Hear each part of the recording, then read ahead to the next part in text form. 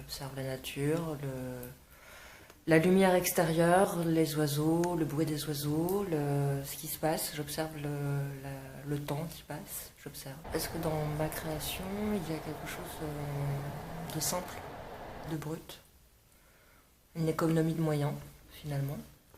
Et dans la nature, c'est un peu ça aussi. Par exemple, quelqu'un qui vit en ville est très désemparé de se retrouver dans la nature. Il a l'impression d'être très angoissé, de se sentir seul. Mais en ville, on peut se sentir très seul aussi. Sauf que c'est une réalité, c'est quelque chose où on est démuni du superficiel, on se retrouve face à soi-même. Je suis dans la sobriété, mais j'essaie de rendre beau aussi. C'est comme si ce que je faisais devenait un bijou ou quelque chose de précieux. C'est-à-dire que j'y mets tellement de choses que ça devient quelque chose de précieux et ça se transforme en objet précieux. J'ai mis pendant des années mon travail, je l'ai caché dans des sacs pour le protéger. Pour le protéger du monde extérieur.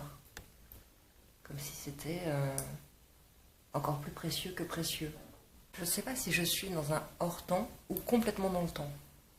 Je ne sais pas si j'ai conscience davantage du temps quand je fais ce travail, moi je pense que oui, ou si je suis hors du temps, et c'est aussi une réalité, c'est que je suis hors du temps quand je fais ce travail.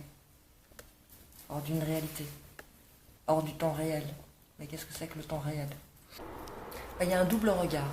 Il y a le premier regard qui est l'esthétique. C'est un peu comme la surface de quelqu'un qu'on voit la première fois, on voit son physique. Et le deuxième regard, il y a le regard où on plonge davantage ses yeux sur le travail et on se rend compte que finalement, rien n'est identique même si c'est toujours la même forme. On se rend compte que sous les couches, il y a d'autres couches, qu'il y a des strates.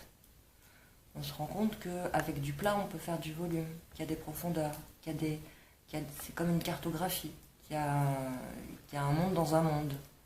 C'est très complexe finalement. Mais que ça reste séduisant. Séduisant parce que c'est très féminin.